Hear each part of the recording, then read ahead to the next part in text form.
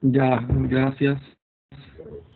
Bueno, me confirman que pueden ver la clase. Yo voy a apagar mi cámara para tener mejor fluidez y que se vea bien esto. Pretendo mostrar algunos videos, así que voy a volver a compartir con el audio. Ya, no sé cómo va a andar de velocidad, pero si se escucha, si no, les pido un poco de paciencia.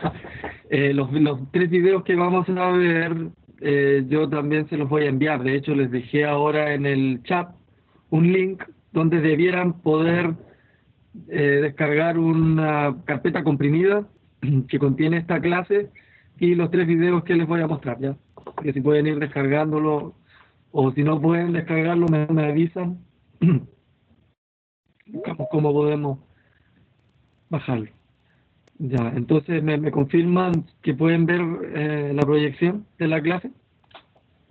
Sí se ve, profesor, se está compartiendo ya. Pues muchas gracias. Bueno, yo soy ingeniero agrónomo, doctorado en ciencias aplicadas, me dedico a la agroecología y a la ecología de suelos principalmente. Estoy a cargo de los ramos de manejo de residuos, fitopatología y agroecología en la carrera de agronomía. Ya. Este es como el tercer o cuarto año, creo, que les coopero con esta clase a la carrera de nutrición, ¿ya?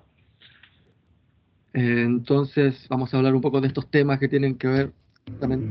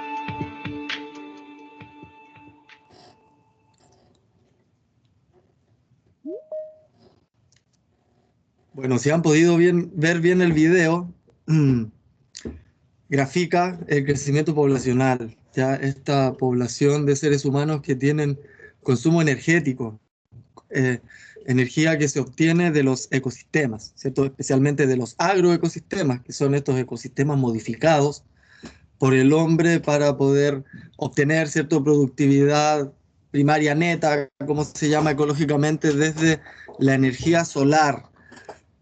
Este ser humano tiene dos tipos de consumo energético, ¿cierto? El consumo energético endosomático, que es de alguna forma el que tiene que ver con el área de su especialización, ¿cierto?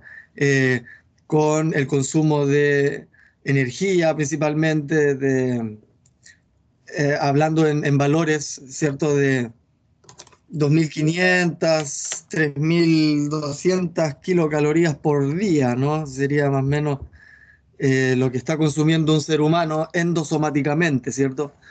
Sin embargo, este ser humano además consume un montón de otras formas de energía, ¿cierto? Este ser humano le gusta tener un computador o necesita tener un computador o prender la luz, ¿cierto? Calentar agua del mate que se va a tomar un té, eh, calefaccionar la casa, el calefón para poder ducharse, ¿cierto? Tomar un vehículo, ¿cierto? O un colectivo, una micro que va a utilizar un montón de energía. Van a necesitar energía incluso en la generación de el envoltorio del snack que se están comiendo, ¿me entiendes?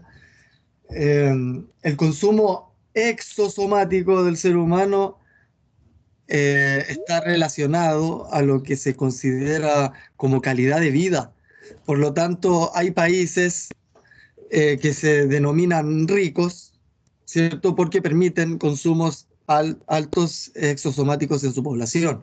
Y otros países denominados pobres porque hacen justamente lo contrario, ¿cierto? Un consumo mucho menor. Pero en realidad ahí es cuando se habla de sustentabilidad, ¿cierto? Es posible vivir como los países desarrollados, o sea, podríamos todos los seres humanos del mundo vivir en la misma calidad de vida que podrían o que pueden acceder los habitantes de Alemania, por ejemplo. Según un estudio, se necesitarían 6.9 planetas, ¿cierto? Para poder vivir todos como los alemanes. O peor aún, si quisiéramos vivir como los gringos, tendríamos que tener como 12 planetas, ¿ya? Según el muy mismo estudio. Nada, por otro lado, si viviéramos todos como vive Bangladesh, creo que con medio planeta nos alcanza, ¿ya? Y tiene que ver justamente con todas estas prácticas respecto a los consumos de energía exosomática. Ahora bien, la agricultura, ¿cierto? Si bien está llamada a producir productividad primaria neta destinada a la energía de consumo endosomático, igual, de alguna forma, está compitiendo con las energías endosomáticas cuando hablamos de biocombustibles, ¿cierto? Cuando hablamos como el biodiesel o el bioetanol, o el uso del suelo en actividades no productivas y al desmedro de poder utilizar los peores suelos para producir alimentos y directamente ir contando cada vez con menos área y territorio para producir alimentos, ¿ya? Esto es un problema porque además la agricultura que hemos venido haciendo es una agricultura que destruye la biodiversidad, que destruye los procesos ecológicos de los ecosistemas. Al disminuir, al simplificar los ecosistemas y eh, utilizar monocultivos o directamente aplicando venenos, ¿cierto? Y compactando el suelo. Entonces, hay todo un tema. Eh, la agricultura de la actualidad o la agricultura convencional, que es la que produce la mayor parte de la alimentación que estamos hoy día ingiriendo todos nosotros, tiene su origen en las guerras. ¿Ya? Como bien les dejé en esta diapositiva, eh, abonos o los fertilizantes nitrogenados se crearon buscando satisfacer la necesidad de salitre para producir pólvora y bombas. ¿Ya? La Haber-Bosch que permitió poder generar urea, ¿cierto?, a partir del aire, debido a que contradictoriamente el elemento que más limitante de la producción vegetal es el nitrógeno, pero en el aire hay 70 y tanto, 78% de nitrógeno, imagínense. El tema es que el nitrógeno que se encuentra en el aire es nitrógeno elemental, que no está en formas biodisponibles. Por lo tanto, hay diversas formas de hacer este nitrógeno biodisponible. La vida lo hace, o reacciones químicas como la reacción Haber-Bosch. Cuando se crea esa reacción química con electricidad, que es lo que también ocurre en la naturaleza cuando hay relámpagos, se dejó de explotar el salitre, donde Chile tenía una gran participación en el mercado. Bueno, no Chile, sino Inglaterra, ¿cierto? Pero bueno, para que vean que todo tiene que ver con todo en esta historia de los fertilizantes. Bueno, se acaban las guerras, la primera guerra, y ya teníamos un sistema de producción de urea muy, muy grande, ¿cierto? Estamos hablando de montajes industriales colosales para producir grandes cantidades en las bombas. Bueno, la agricultura fue el mejor sumidero de toda esta canción, de toda esta mega capacidad productiva de las guerras. Ahora la podían seguir utilizando para producir insumos de la agricultura, ¿ya? Segundo, en la Segunda Guerra Mundial, ustedes ya bien saben las cámaras de gases, ¿cierto? Cómo se asesinó mucha gente. En esa búsqueda de la forma más mm, eficiente, ¿cierto?, de matar personas, muchos científicos utilizaron distintos productos químicos. Ya estos productos biocidas los probaban en insectos. ¿Ya? Bueno, termina la Segunda Guerra Mundial, ¿cierto? El país queda sumergido en la hambruna, nace la Revolución Verde, post-guerra mundial, y se producen los monocultivos. Hasta ese entonces en la historia, la mayoría de los territorios se producía de forma familiar campesina, en sistemas muy diversos, donde habían muchas verduras, hortalizas, chacras y animales y cosas. Luego de la Segunda Guerra Mundial a alguien se le ocurrió, mira, estos territorios son buenos para el maíz, estos territorios son buenos para la papa, estos territorios son buenos para el arroz, entonces pongamos monocultivos. Y ahí nace esa necesidad de producir grandes extensiones con una sola especie. Eso simplificó el ecosistema. Donde antes vivía diversidad de vegetales, diversidad de otros organismos asociados a los vegetales, ya no existían, porque ahora solo existía un campo inerte con esas plantas, ¿ya? Bueno, la naturaleza no funciona así, ¿cierto? En la naturaleza existe lo que se llaman las relaciones denso-dependientes, en las cuales cualquier organismo que comienza a dominar, ¿cierto?, en la abundancia, se vuelve un nuevo nicho trófico, ¿cierto? Es una nueva fuente alimenticia. Y cualquier otro tipo de organismo oportunista ecológico va a poder ser capaz de tomar este nuevo nicho trófico y se va a alimentar de él, y de esa forma va a controlar la población creciente. Entonces, eso es lo que ocurre en sistemas muy diversos. Pero cuando tenemos sistemas simplificados es cuando ocurren las explosiones poblacionales. Y así nacen las plagas, ya nacieron las enfermedades agrícolas. Soy profesor de fitopatología, como les contaba. El origen de la fitopatología está en el origen de la agricultura. Ya la fitopatología no es algo que exista en la naturaleza.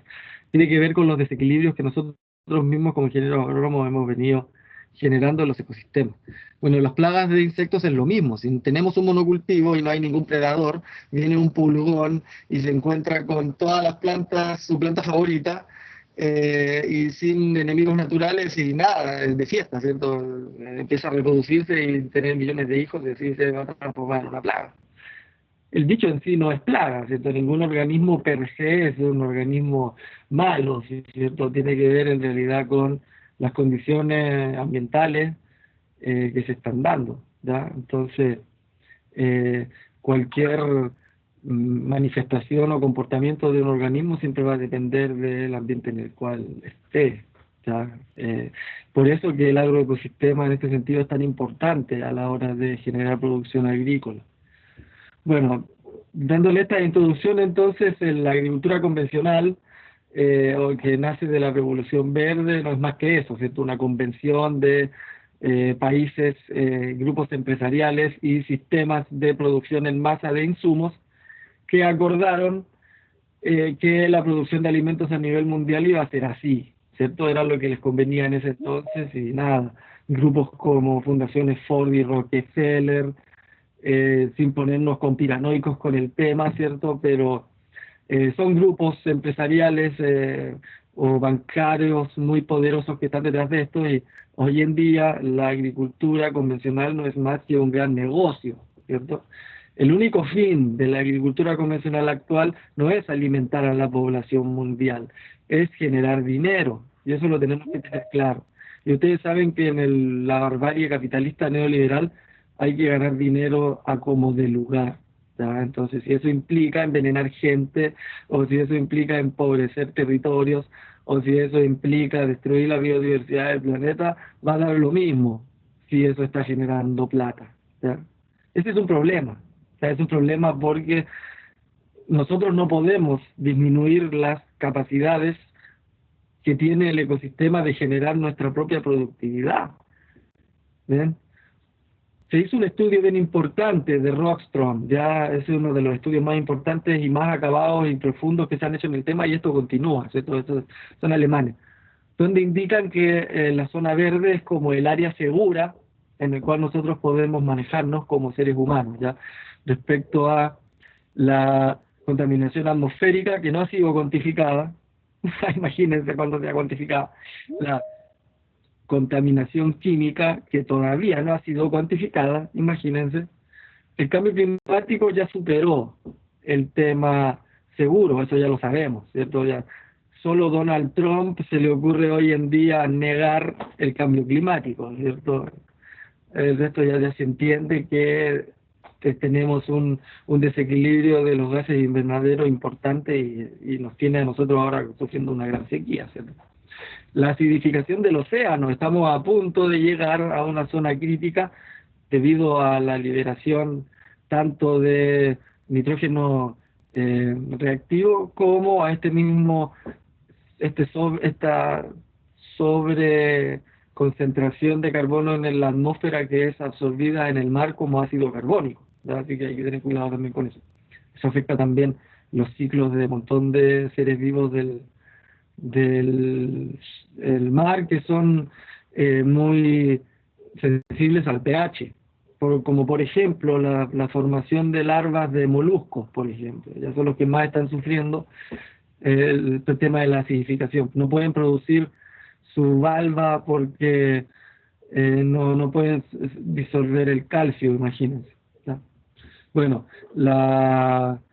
el tema del ozono, por suerte, se logró controlar a su tiempo la liberación de clorofluorocarbonos o el bromuro de metilo, que era muy utilizado, y ya, por suerte, algo bueno pudimos hacer como con medidas internacionales que sí sirvieron, ¿cierto? Sí sirvió para algo. Ya el hoyo en la capa de ozono realmente cambió las cosas y pues, podemos ahora estar contentos de alguna acción humana en conjunto a nivel internacional, sirve, ¿ya? No quiere decir que lo hayamos solucionado, ¿eh? Dejó de crecer y se está recuperando, pero todavía está el ciclo del nitrógeno está sobrepasado por lejos, ya tenemos un problema. Esto de haber empezado a hacer la reacción Haber-Bosch eh, así indiscriminadamente, ¿cierto?, llevó a que generáramos como seres humanos un desequilibrio importante a nivel mundial de sobre generación de nitrógeno. Esto ha generado problemas como los niños azules en Europa Oriental por la sobreacumulación de nitratos en las aguas, ¿ya? O el problema de consumir las lechugas o las verduras hidropónicas, que en realidad están en una solución rica en nitratos y uno se come una bomba hinchada de nitratos, que tampoco es muy saludable, ¿cierto? Por más que nos tengamos claro que comer frutas y verduras es lo más sano que podemos hacer por nuestro cuerpo, bueno, debido a la forma de agricultura que hacemos no es tan así, ¿cierto? Estamos comiendo un montón de veneno, ¿ya? Eh, y el ciclo del fósforo, que también estamos llegando a límites y además hay un problema a nivel mundial de disponibilidad de fósforo reactivo, en el cual muy pocos países tienen eh, yacimientos y ya se está diciendo que próximamente van a empezar a haber guerras, ¿cierto? Así como se habla del litio, se va a hablar también del fósforo, ¿ya? El uso del ciclo del agua también tenemos problemas, pero el problema más grande, y es a donde los quiero llevar, es a la pérdida de biodiversidad, que es por lejos el gran problema que tenemos hoy en día, ¿ya? La pérdida de biodiversidad nos tiene sentenciados, ¿cierto? Por un tema de erosión genética y por otro tema de que se está desequilibrando todos los ecosistemas porque se pierde funcionalidad de los ecosistemas, se pierden procesos ecológicos que vienen justamente de la interacción de la biodiversidad. Todo viene de la interacción de la biodiversidad, ¿ya? En este sentido tenemos dos caminos, ¿ya? Podemos seguir abogando por una agricultura que desertifica y que disfraza de astronauta a una persona para poder aplicar veneno arriba de la comida. Yo no sé si es una muy buena idea aplicar veneno sobre lo que estamos comiendo, por más que tengamos o no problemas de plagas y enfermedades, ¿ya? Primero. Y segundo, podemos trabajar según las reglas de la naturaleza, que es a mayor biodiversidad, mayor procesos ecológicos, mayores servicios ecosistémicos y por ende mejor productividad, ¿ya? Tenemos que tener esta capacidad de visión entre ambas corrientes, ¿cierto? Por un lado tenemos el biocentrismo, ¿cierto?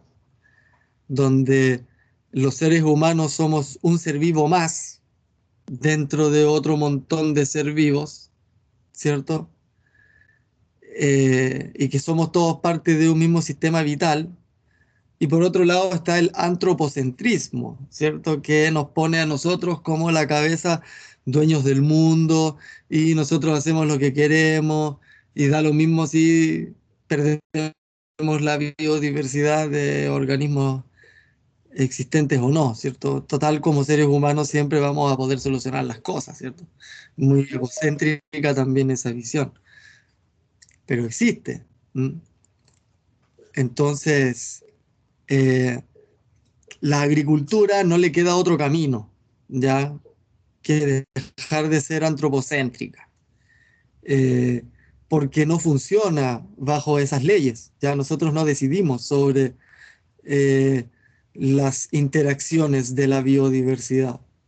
Solo podemos cuantificar, ¿cierto?, las consecuencias de ello, que en general resguardan el funcionamiento sano de los ecosistemas terrestres, ¿cierto? Nosotros no podemos pensar en producir alimentos siquiera si tenemos un ecosistema desequilibrado, ya no.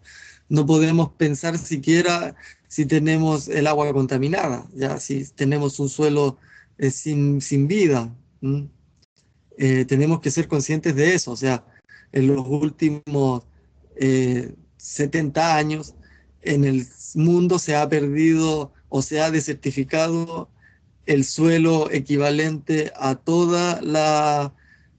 a todo el territorio de Estados Unidos y Canadá juntos, ¿ya? A nivel mundial. Eso se perdió. Desertificar un suelo es algo con una vuelta atrás muy costosa. Eh, Desertificar un suelo implica quitarle su actividad biológica, ¿ya? Entonces, retomar esa actividad biológica es de nuevo con actividad biológica. Entonces, solo la vida puede recuperar más vida. Y si nosotros estamos atentando contra ella, alimentos, que es la actividad humana que más utiliza territorio a nivel mundial, entonces no nos va a ir muy bien en el futuro, ¿ya? En el futuro ni en el presente, ¿ya? Y esto es importante porque la degradación de ecosistemas nos va a eliminar los servicios ecosistémicos. Y los servicios ecosistémicos son importantes. ¿Qué son los servicios ecosistémicos? Son todos estos procesos ecológicos que nosotros podemos valorizar, o sea, que sirven para algo bueno para los humanos. Como por ejemplo, si yo tengo un bosque, me va a dar sombra, ¿ya? Esa sombra es un valor, es algo que a mí me sirve, ¿ya? Entonces tengo el servicio ecosistémico de la sombra, y no solo la sombra, el árbol está respirando, entonces en la evapotranspiración, para poder disipar energía, lo que hace es evaporar agua y por lo tanto funciona como un aire acondicionado. El, un árbol puede funcionar como 200 aires acondicionados al año andando a 24 horas, una cosa así.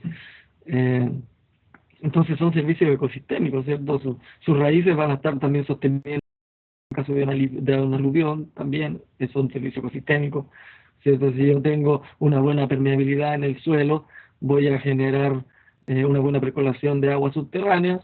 Bueno, otro servicio ecosistémico que me otorgan los árboles. Entonces pueden imaginarse ustedes un bosque lo importante que es para nosotros, ¿cierto? No es solo madera, ¿cierto?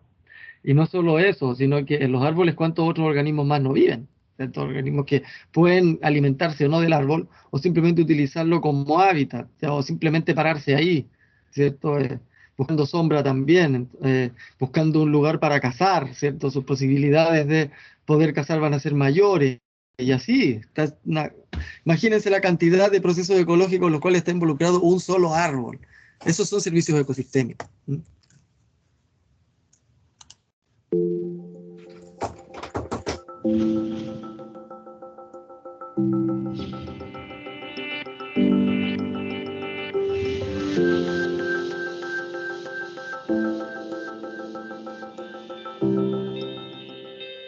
The productivity and sustainability of agriculture, forestry and fisheries depend on healthy and biodiversity-rich ecosystems. This is critical to maintain environmental flows, nutrient-rich soils, clean water, pollination, and the control of pests and diseases. Ecosystem services, and biodiversity seems to be a word that people don't understand. And it's about our life, the life on the planet. And people don't understand that we have to protect these environmental services in order to maintain clean water, good soil, biodiversity for the future.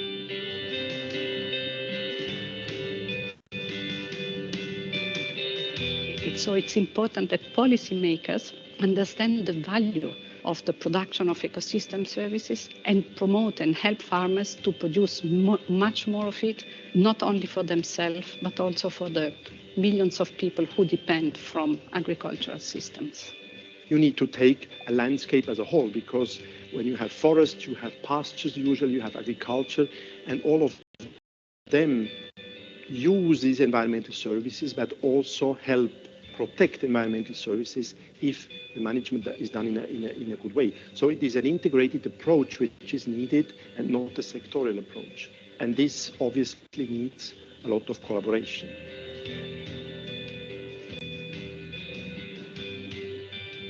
Many countries are understanding and adopting policies to protect and maintain pollinators. Pollinators give you 35% of the total food we produce. It is impossible to think to produce some crops without having, and we have made calculation, and this is equal to more than $200 billion value in terms of food production.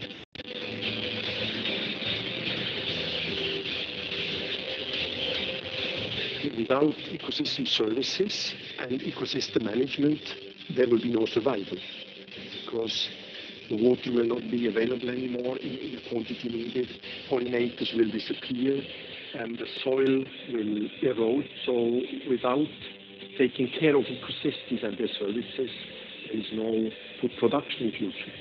Very simple.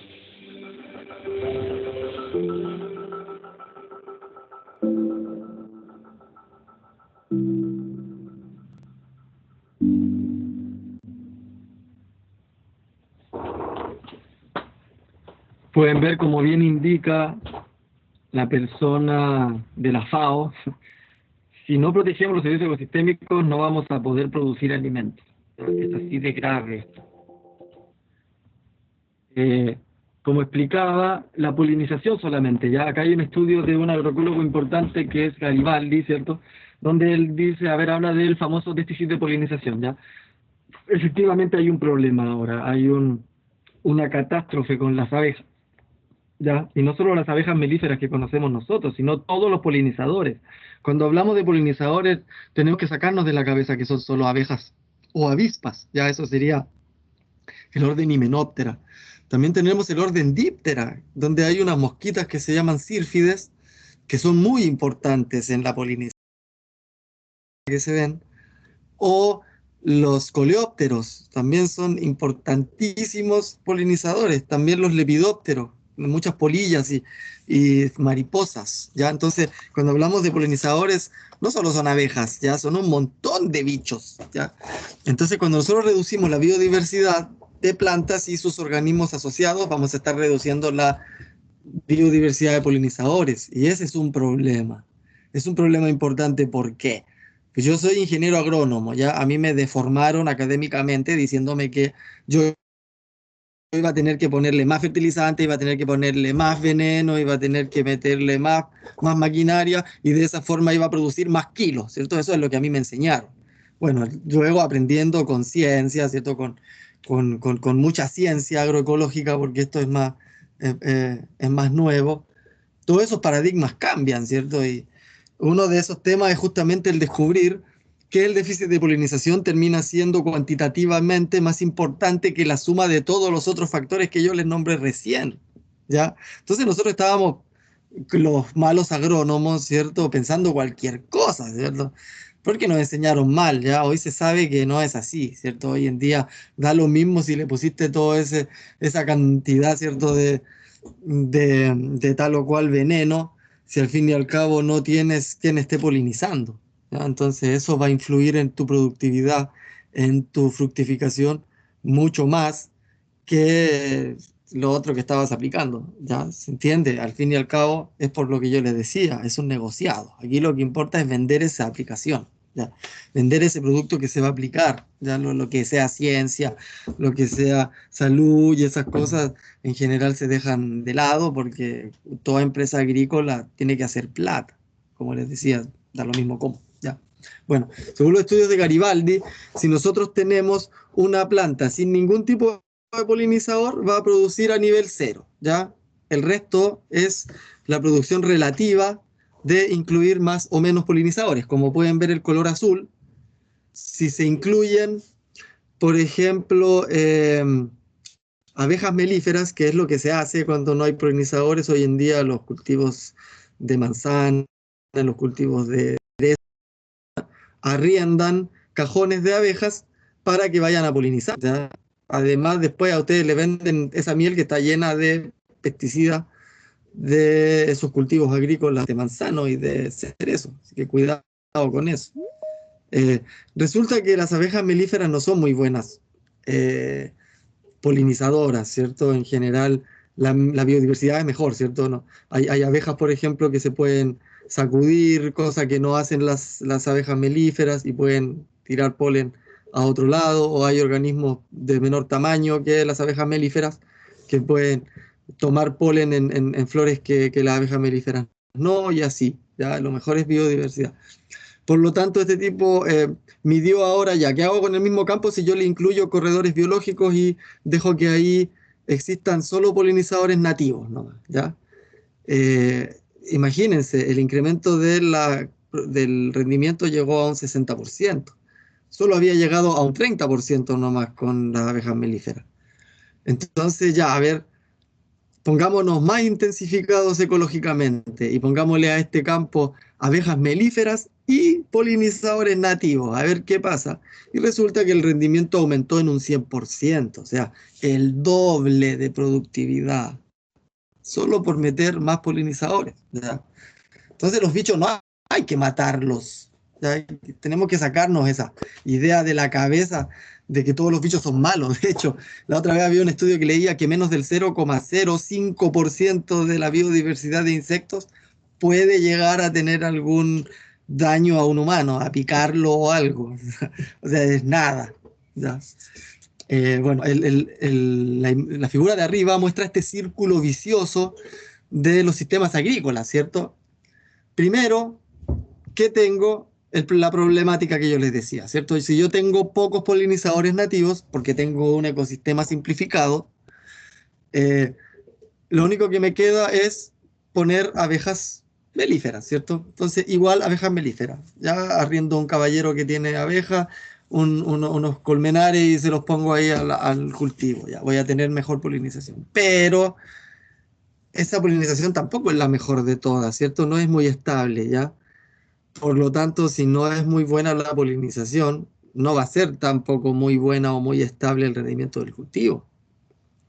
¿Qué hago si yo tengo poco rendimiento del cultivo?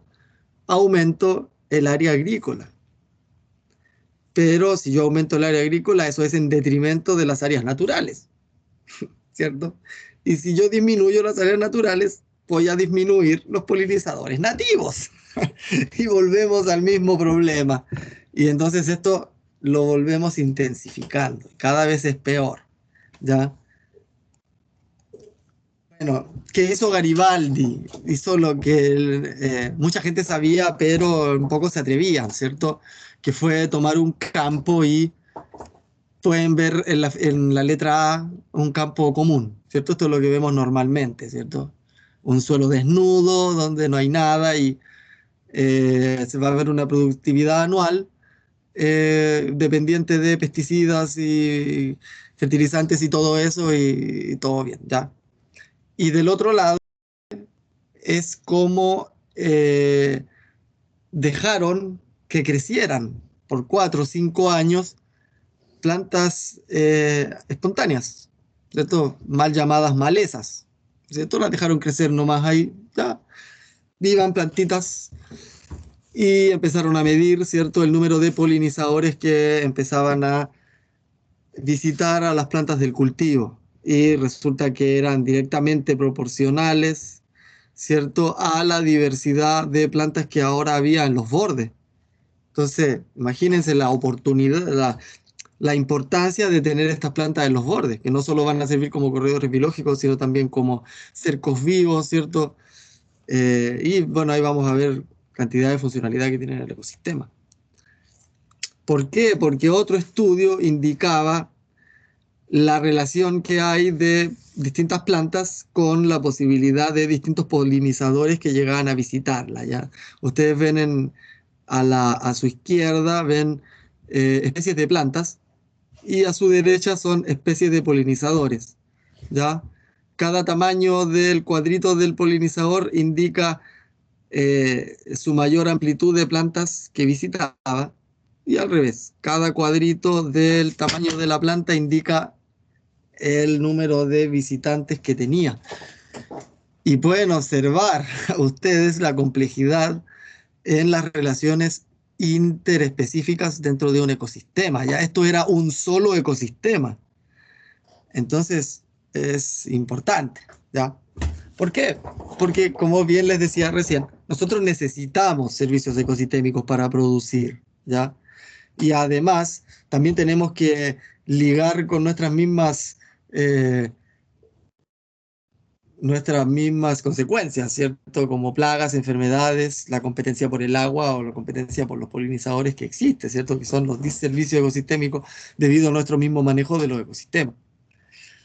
Pero nosotros, según lo que podamos hacer en la producción, o sea, para lograr producción saludable de alimentos, tenemos que entender que no solo vamos a producir alimentos, ¿cierto? Ni fibra o biocombustible o simples materias primas, sino también vamos a estar produciendo servicios ecosistémicos como el suministro de agua, conservación del suelo, secuestro de carbono, hábitat, mejoración del paisaje, cultura, ¿ya?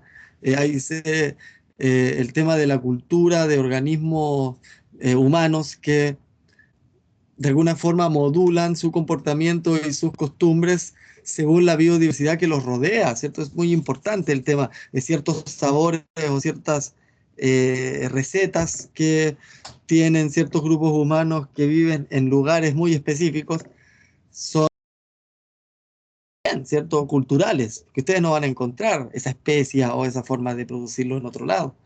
Eso es cultura, diversidad biológica, y también si hacemos las cosas mal, como lo ha venido haciendo en general la agricultura en los últimos 70 años, vamos a generar un montón de contaminación, un montón de malos olores, de problemas de organismos no deseados, ¿cierto? Vamos a perder hábitat y vamos a perder biodiversidad, lo que nos va a dejar en ese que es lo que descubrió Rockström.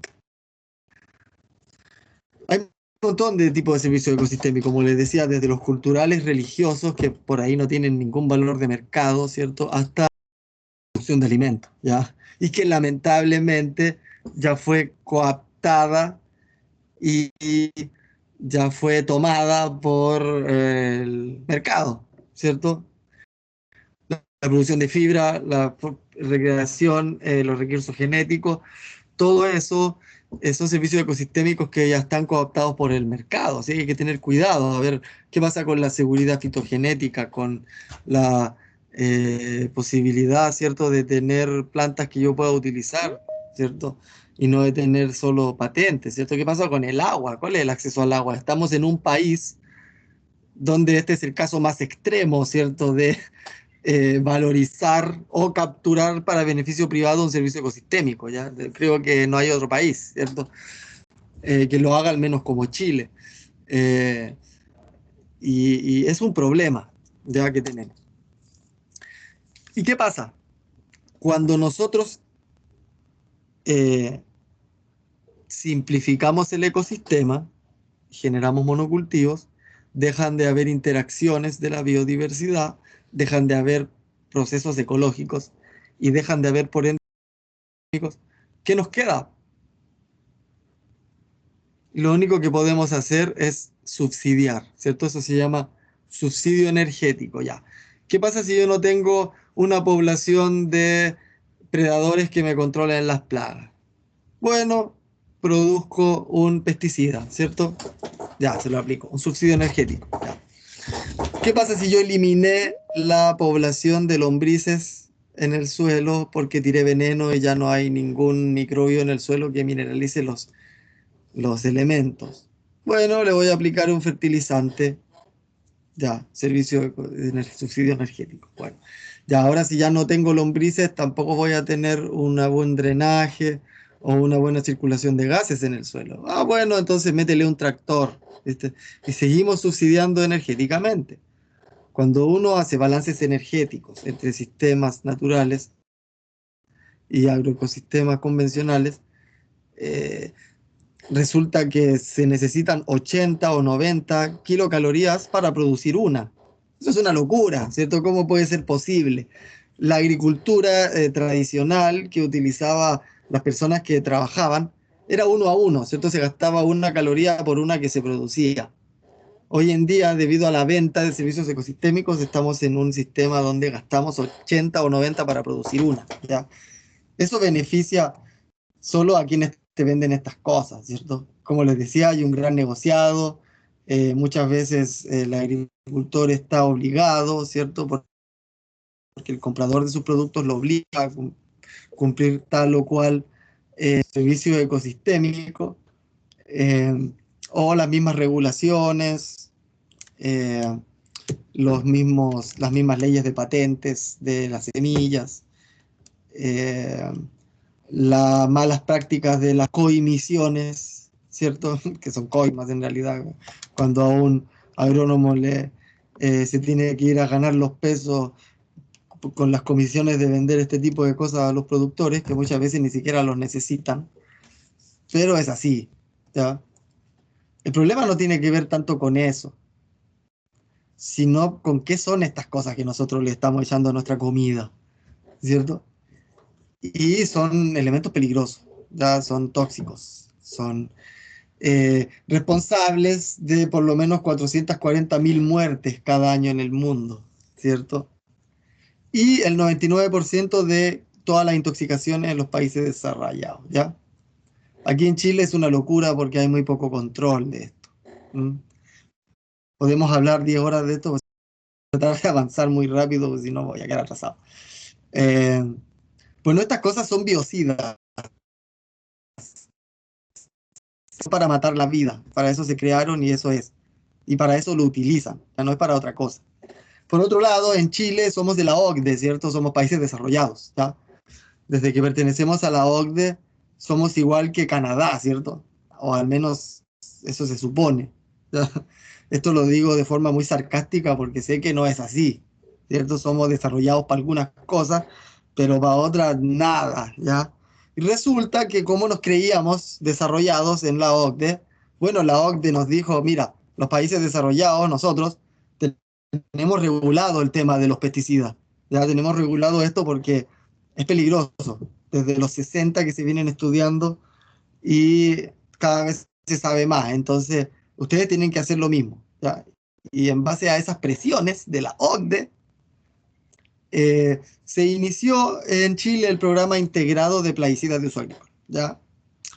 Que entre ciertas cosas tiene por un lado una norma sanitaria para el uso de plaguicidas, ¿cierto? Y trabajadores expuestos. Se supone que todos los trabajadores que aplican plaguicidas en el campo tienen que estar todos inscritos, tienen que ir a hacerse una revisión epidemiológica una vez cada año, tienen que tener ese carnet de aplicador reconocido por haber hecho un curso en... ya ni me acuerdo la institución, pero bueno, hay eso. Y bla, bla, bla. Pero ustedes van al campo y no, resulta que no es así, ¿cierto? En general, las personas en el campo ni siquiera se cubren para aplicar cosas, ¿cierto? Muchos de ustedes que somos del área deben tener familiares o ustedes mismos que trabajen en el campo y saben que hay muy poco control y regulación, pero al menos la intención está, ¿cierto? Esto debería existir, ¿ya? Ningún aplicador se podría subir a un tractor si no tiene ese carnet, ¿ya? Pero sin embargo no es muy buena la fiscalización que se hace. Y en la realidad no ocurre, ¿ya? Hoy en día, en la primavera, en esta fecha, están aplicando todos como locos, así que hay que tener cuidado. Ya esta es la realidad, ¿cierto? El productor tiene que ir a aplicar de la forma que pueda y se va a envenenar entero, ¿cierto? Y no solo el productor, sino la gente que vive al lado también, ¿cierto? Entonces, hay que regularlo esto. Ya, si bien somos de la OCDE y tenemos que regularlo, vamos a sacar el protocolo de vigilancia epidemiológica, que como les dije, que en general no se cumple. Está también el decreto 158, que tiene que ver con el reglamento de las condiciones de seguridad para aplicar estos venenos a los vecinos, ¿cierto? También hay una sobre aplicación aérea y una sobre aplicación de uso sanitario y doméstico, ¿cierto? Que en general tampoco se conoce mucho, ¿ya?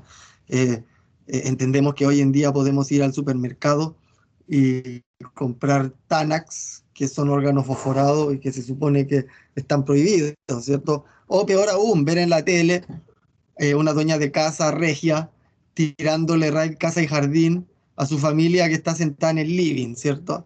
Porque supuestamente raid casa y jardín es seguro para la casa y su familia, ¿cierto? No, eso está mal. O sea, eso es propaganda, eso no es ciencia.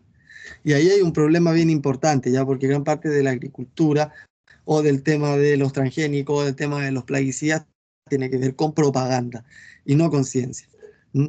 Entonces no puede ser posible que en el supermercado de un lado tengamos el talco para bebés y del otro lado tengamos el raid casa y jardín, ¿cierto? Es como extraño, ¿ya? Pero es así. Bueno, este es importante por el tema de que hoy en día están aplicando en todos lados y mucha gente vive en el campo. Nosotros mismos tenemos el campus de los niches, está ahí pegado a los productores agrícolas y nos tiran veneno por todos lados. Entonces hay que un poco controlar esto. Ya el área sensible es cualquier gente que viva ahí o fuente de agua que haya al lado de una aplicación y al lado de cada área sensible tiene que haber una franja de seguridad, ¿cierto? Ahí le tienen que avisar al vecino cuál es la toxicidad, qué tipo de plaguicida, le van a decir plaguicida a lo que sea, ya si es una cosa para matar bicho o un defoliante o un desecante o una hormona, cualquier cosa va a ser considerado plaguicida, ¿cierto? Y la deriva es lo que se tira con el viento, ¿ya? Cuando uno aplica el 10% de la aplicación, es la efectividad que tienen estas aplicaciones. Imagínense, el 90% se va al aire. Ya eso llega a los ecosistemas vecinos, a ecosistemas muy lejanos o a la misma gente o los pueblos o las ciudades, ¿cierto?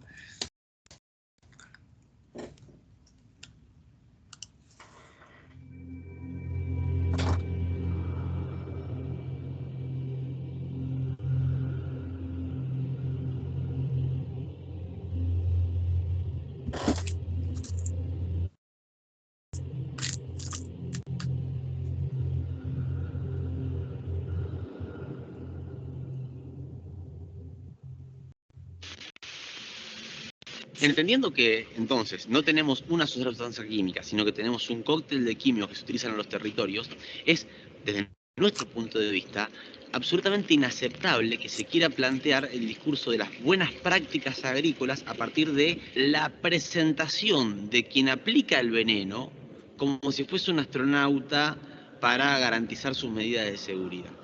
Cuando nos dicen, quien se viste como astronauta para poder aplicar un veneno, está aplicando un veneno de manera correcta, y punto y seguido nos dicen, porque en realidad lo que se aplica no hace mal a la salud, claramente hay una posibilidad de que hasta mi sobrino de 3 años entienda que alguien está mintiendo. No se puede justificar ni explicar que una sustancia que para ser aplicada requiere de un traje casi de astronauta, no genere ningún impacto en la salud de las poblaciones que son expuestas a esto. Porque por otro lado, ese traje de astronauta es para el que está aplicando, pero no es para el que está viviendo, para el que está tomando el mate en su casa a la espera del atardecer, o para el que está durmiendo cuando están aplicando con esos trajes de astronauta en los campos a menos de 1000 metros de sus casas este tipo de venenos. Entonces, esta lógica de pretender presentar como buena práctica el envenenamiento a partir de la utilización de medidas de protección para quien lo aplica al veneno, son falacias que solamente sostienen una lógica codiciosa de ganancias a un muy corto plazo a partir de la externalización de costos, porque no se incluye en las ecuaciones comerciales de la exportación de commodities agroindustriales dependientes de transgénicos los costos en la atención de la salud de aquellas personas que son víctimas de estos procesos de envenenamiento. ¿Cuál es el margen de ganancias que hay que obtener para justificar que un niño de nuestro territorio nazca con una malformación? ¿Cuál es el margen de ganancias que hay que obtener para poder justificar que a una persona en nuestro territorio se le desarrolle un linfoma no Hodgkin o se le desarrolle una leucemia o un mielomeningocele? Digo, esta es la pregunta que desmonta la falacia de las buenas prácticas agrícolas entendidas como aplicación de venenos con algunos cuidados. La única buena práctica agrícola es la producción de alimentos sanos, porque sin alimentos sanos no hay pueblos libres. Y los alimentos sanos no pueden producirse en territorios enfermados, y digo bien enfermados, a partir de la contaminación y la irrupción de venenos, porque los transgénicos que se han instalado en nuestros territorios son transgénicos preparados para ser adictos.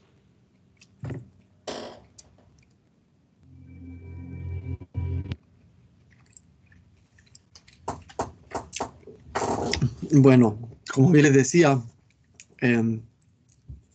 es todo un tema esto de la aplicación de venenos, ¿ya? Supuestamente se debe cumplir un periodo de carencia, el tiempo que debe transcurrir entre la última aplicación y el periodo para poder cosechar. Y el periodo de reingreso es el tiempo entre que ocurrió la aplicación y en que las personas pueden moverse en el lugar tratado. O sea, imagínense si ustedes son vecinos de una aplicación de estas y tiene un periodo de reingreso de 2 días, ustedes no se van a poder mover de su casa en 2 días. O sea, es todo un tema, ¿cierto? Ahora, cada productor o encargado de aplicar estos plaguicidas debería avisarle a todos sus vecinos al menos 24 horas de anticipación, cuál es la fecha de aplicación, hora, lugar, duración, tipo de plaguicida, nombre del mismo y su toxicidad, medidas de prevención que se deben adoptar, el centro de salud más cercano, señalando dirección y teléfono, el número, dirección y teléfono de el SAG, ¿cierto? Para la denuncia, ya, todo. Ustedes díganme, ¿esto ocurre? Nosotros que estamos en la universidad y que de alguna forma vivimos al lado de, o sea, trabajamos al lado del ministro de Agricultura, no ocurre esto. Así que es importante saber que las leyes están para cumplirlas, que existen desde el 2015 y que nosotros como podemos empoderarnos de las leyes también, ¿cierto? Y además tiene que haber este cartel de aplicación para avisar a todo el mundo con el dibujo internacional de veneno, ¿cierto? Avisando que están aplicando un veneno. ¿Ya?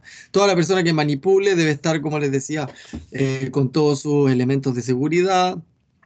La ropa del trabajo de los plaguicidas se tienen que lavar en otro lado, ¿cierto? Es muy normal en el campo que la ropa se lave toda junta con la ropa de la guagua. Eso no es bueno, ¿cierto? Se están pasando muchos venenos, ¿ya?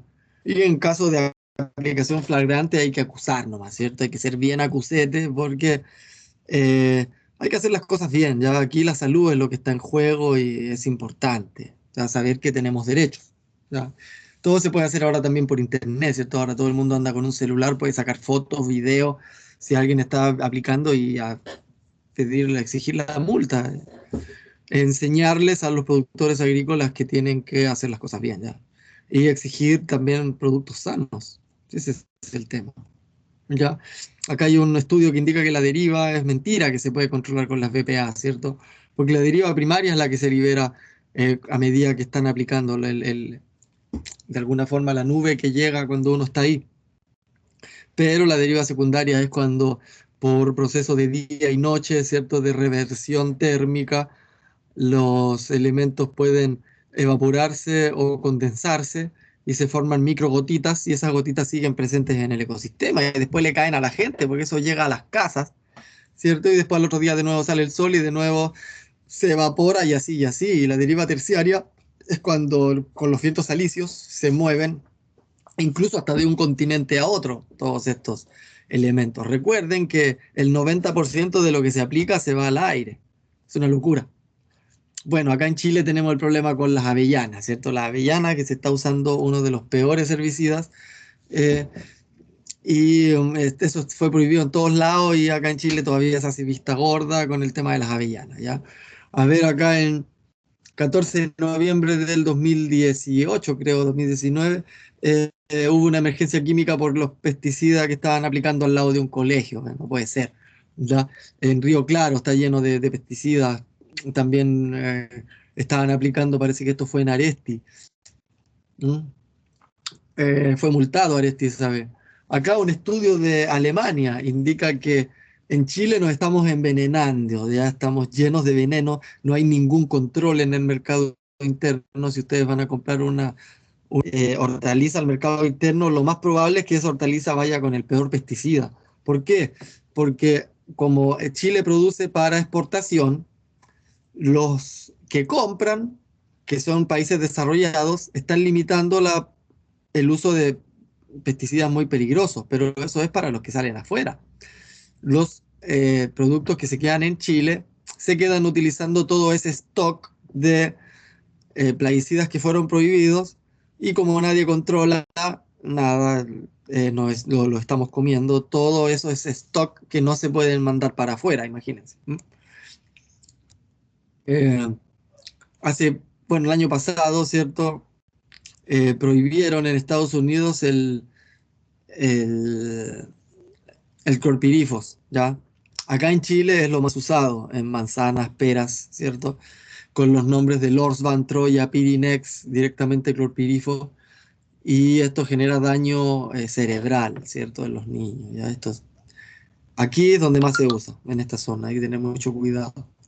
¿Ya? 60 días para liberar al clorpirifo, imagínense, en Estados Unidos.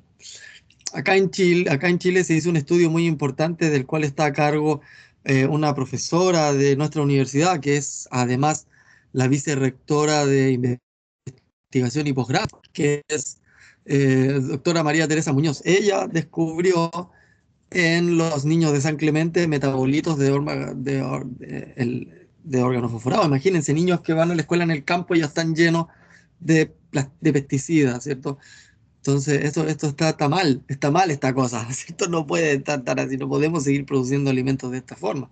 Ustedes que están llamados a el tema de la nutrición sana, tienen que descartar todo esto que viene de la agricultura convencional, ¿cierto? Tienen que también hacerse parte de este cambio al exigir, al consumir productos sanos, ¿cierto? No podemos seguir envenenándonos de esta forma.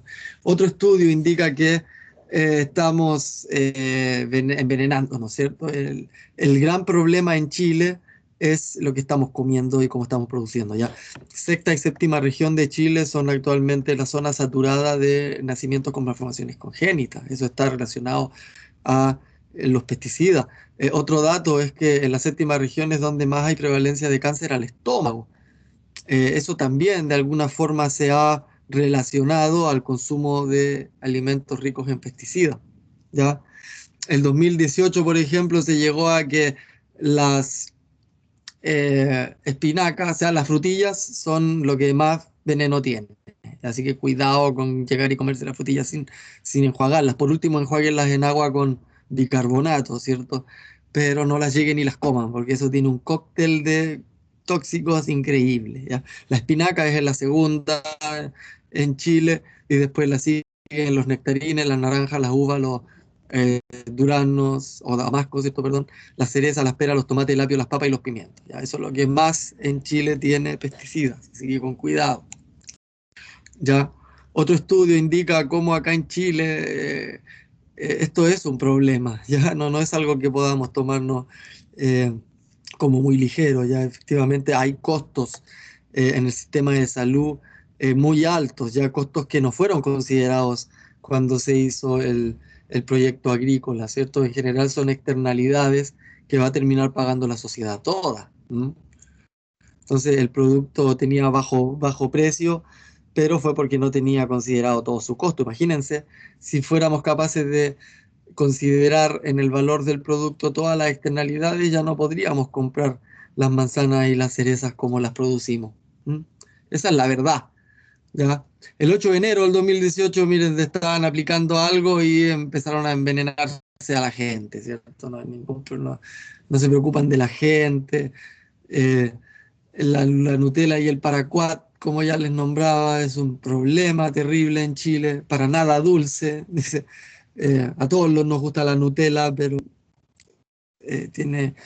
tenemos que proteger el suelo, buscar formas de producirla distintas, ese es el tema, ¿ya? 200.000 personas al año, ¿cierto?, mueren por pesticidas, según la ONU. Imagínense, supongo que ustedes como nutricionistas han escuchado mucho más que yo el tema de la celiaquía, ¿no? O la alergia alimentaria del gluten. Y resulta que hay unos investigadores que los están relacionando a la presencia de glifosato en nuestros cereales, en realidad, ¿ya? Debido a que de alguna forma toda la vida hemos consumido pan, ¿ya? La humanidad creció junto al trigo y justamente ahora nos volvimos alérgicos al pan, alérgicos al trigo. Tal vez estoy diciendo cualquier locura, ¿cierto? Ustedes me podrán por ahí aclarar el tema, ¿cierto? Pero al parecer la alergia al gluten no es al gluten, sino a este gluten transgénico o a la presencia de glifosato directamente, ¿ya? Entonces hay que tener cuidado con esto. Hay un chat. Profe, disculpe una consulta. Ya, sí. ¿Y cuáles serían, por ejemplo, algunas prácticas agroecológicas del lavado de estos alimentos? Para allá vamos. ¿Ya? ¿Lavarlas con bicarbonato? Sí, esa es una de las formas más simples y más común de sacarle los pesticidas, ¿ya? O sea, de las más simples, más baratas y más efectivas. Así que siempre hagan una solución de bicarbonato, una cucharadita en un litro de agua, una cosa así, y eso utilícenlo para enjuagar frutas, verduras que vayan a consumir como ensaladas. Eso les va a retirar creo que entre un 50 hasta un 80% la carga de plaguicidas que van ahí pegados, así que igual está interesante el dato. Bueno, hay un estudio súper interesante que presentó María Elena Rosas el 2019 respecto a las cosas que se venden en Chile. Ya esto ustedes lo pueden descargar, yo se los puedo dejar igual, se los voy a enviar ahí cuando lo voy a subir también. Este informe indica que de por lo menos 400 productos agrícolas que se utilizan para la producción que están aprobados en Chile por el SAC, al menos 128 tienen algún problema a nivel internacional, ¿cierto? O está prohibido o está controlado en otro lado, ¿cierto? Y acá en Chile no, hay vista gorda. Eso es lo que habla este informe, ¿cierto? Hay que tener cuidado con esas 128 cosas, porque si bien aquí están permitidas, bueno, en el resto del mundo no, y eso es por algo, ¿cierto? Entonces deberíamos empezar a considerar qué cosas están prohibidas y qué no, ¿ya? Bueno, yo no sé si les gustaría parar unos 5 minutitos y así quedan 2 videos. Voy a cortar la grabación.